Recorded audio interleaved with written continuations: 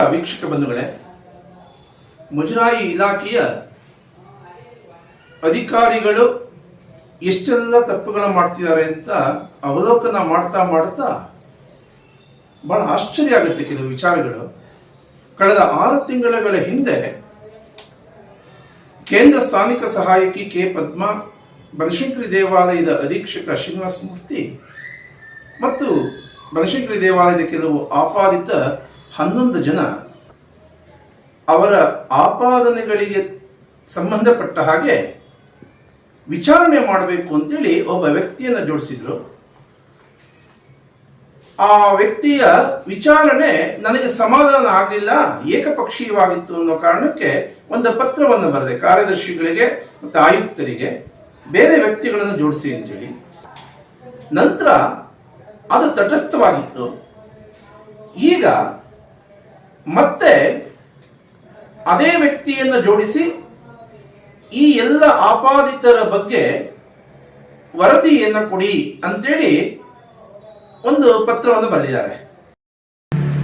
ಅದಕ್ಕೆ ಪೂರಕವಾಗಿ ಮಾನ್ಯ ಕಾರ್ಯದರ್ಶಿಗಳಿಗೆ, ಮಾನ್ಯ ಆಯುಕ್ತರಿಗೆ ಒಂದು ಪತ್ರ ಬರೆದೆ. ಇಲ್ಲಿ ಉದಾಹರಣೆಗೆ ಈ ಪದ್ಮ ಮತ್ತು ಶ್ರೀನಿವಾಸ ಮೂರ್ತಿ ಆ ತಂಡದ ಆಪಾದನೆಗಳಿಗೆ ಸಂಬಂಧಪಟ್ಟ ಹಾಗೆ ವರದಿ ವಿಚಾರಣೆ ಮಾಡುವಂತ ವ್ಯಕ್ತಿಗಳು ಸುಸಂಸ್ಕೃತ ವ್ಯಕ್ತಿಗಳಾಗಿರಬೇಕು, ಮಹಿಳೆಯರ ಬಗ್ಗೆ ಗೌರವ ಕೊಡುವಂತ ವ್ಯಕ್ತಿಗಳಾಗಿರಬೇಕು, ಮತ್ತು ಏಕಪತ್ನಿ ವ್ರತಸ್ಥರಾಗಿರಬೇಕು, ಮತ್ತು ಮುಜರಾಯಿ ಇಲಾಖೆ ಎಲ್ಲದ ವ್ಯಕ್ತಿಗಳಾಗಿರಬೇಕು. ಇಷ್ಟು ಮಾನದಂಡ ಇದ್ರೆ ಮಾತ್ರ ವೆಂಕಟೇಶ್ ಮೂರ್ತಿ ಜೊತೆ ಬಂದು ಕೂತ್ಕೊಂಡು ಆ ವಿಚಾರಣೆ ಮಾಡಬೇಕು. ಯಾಕೆ ಅತಿ ಸೂಕ್ಷ್ಮವಾದ ವಿಚಾರ ಇದು. ಇಷ್ಟು ಗಟ್ಟಿಯಾಗಿ ಆಯುಕ್ತರಿಗೆ ಪತ್ರ ಬರೆಯೋದು ಉದ್ದೇಶ ಇಷ್ಟೇ. ಈ ಆಪಾದಿತರೆಲ್ಲ ಏನಿದ್ದಾರೆ, ಈ ಮುಜರಾಯಿ ಇಲಾಖೆಗೆ 16 ವರ್ಷಗಳಿಂದ ಕೋಟ್ಯಾಂತರ ರೂಪಾಯಿ ಲಾಸ್ ಮಾಡಿರುವಂತವರು, ಮತ್ತೆ ನಾಗರಿಕ ಸಮಾಜ ತಲೆ ತಗ್ಗಿಸುವಂತ ಕೆಲಸ ಮಾಡಿರುವಂತವರು. ಉದಾಹರಣೆಗೆ ಇವತ್ತು ತೀರ್ಕೊಂಡಂತ ವ್ಯಕ್ತಿಗಳು, ಯಾವುದೋ ಒಬ್ಬ ನೌಕರ ತೀರ್ಕೊಂಡಿದ್ದಾನೆ, ತೀರ್ಕೊಂಡ ನಂತರ 6 ವರ್ಷಗಳ ಕಾಲ ಅವರ ಸ್ಯಾಲರಿನ ಡ್ರಾ ಮಾಡ್ಕೊಂಡಿದ್ದಾರೆ ಅಧಿಕಾರಿಗಳು. ಪ್ರಾಕ್ಸಿ ಸಿಗ್ನೇಚರ್ ಮಾಡೋದು, ಬ್ಯಾಂಕ್ಗೆ ಮತ್ತು ಮುಜರಾಯಿ ಇಲಾಖೆಗೆ ಚಳ್ಳೆಯನ್ನು ತಿನ್ನಿಸ್ತಾ 6 ವರ್ಷಗಳ ಕಾಲ ಹಣವನ್ನು ಡ್ರಾ ಮಾಡ್ಕೊಂತಿದ್ದಾರೆ.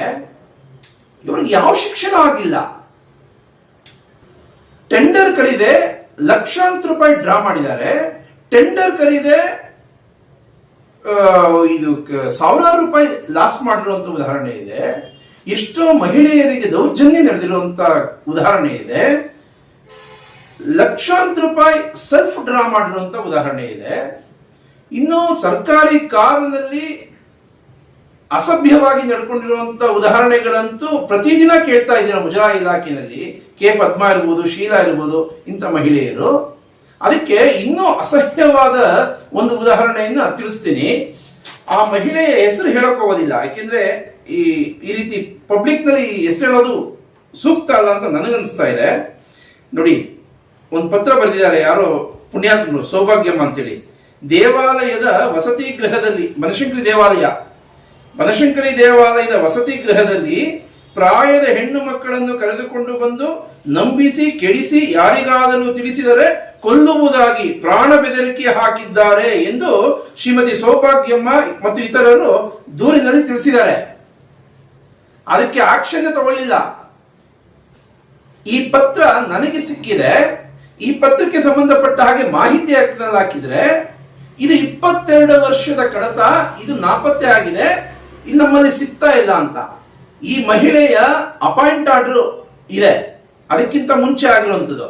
ಆದ್ರೆ ಈ ಪತ್ರ ಇಲ್ಲ. ಇಂಥ ಪತ್ರಗಳು ಎಷ್ಟೋ ನಾಪತ್ತೆ ಆಗಿದೆ. ಕಾರ್ಯನಿರ್ವಾಹಕ ಅಧಿಕಾರಿಗಳನ್ನು ಕೇಳಿದ್ರೆ ಶ್ರೀನಿವಾಸ ಮೂರ್ತಿ ಮೇಲೆ ನಮ್ಗೆ ಸಂಶಯ ಇದೆ, ನಾವು ಏನು ಮಾಡಕ್ಕಾಗೋದಿಲ್ಲ, ಆ ಪತ್ರ ಇಲ್ಲ ಅಂತ ಹೇಳ್ತಾರೆ.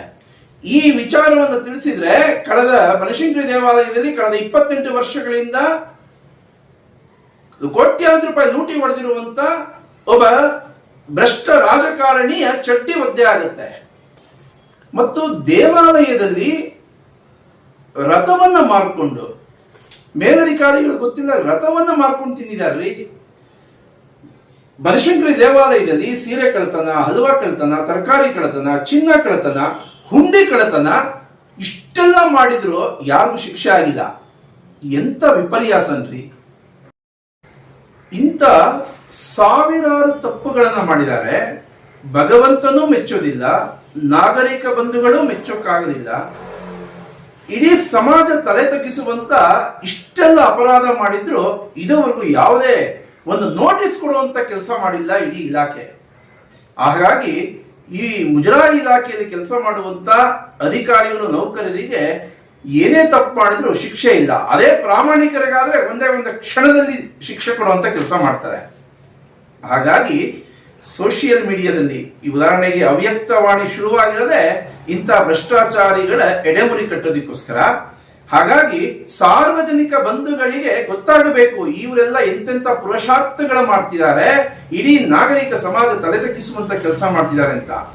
ದಯವಿಟ್ಟು ಮಾನ್ಯ ಆಯುಕ್ತರು ಗಂಭೀರವಾಗಿ ತಗೊಳ್ಳಿ. ನಿಮಗೆ ಚಳ್ಳೆ ತಿನ್ನಿಸುವಂತ ಕೆಲಸ ಈಗಾಗಲೇ ಮಾಡ್ತಿದ್ದಾರೆ, ಹೆಜ್ಜೆಜ್ಜೆಗೂ ಮಾಡ್ತಿದ್ದಾರೆ.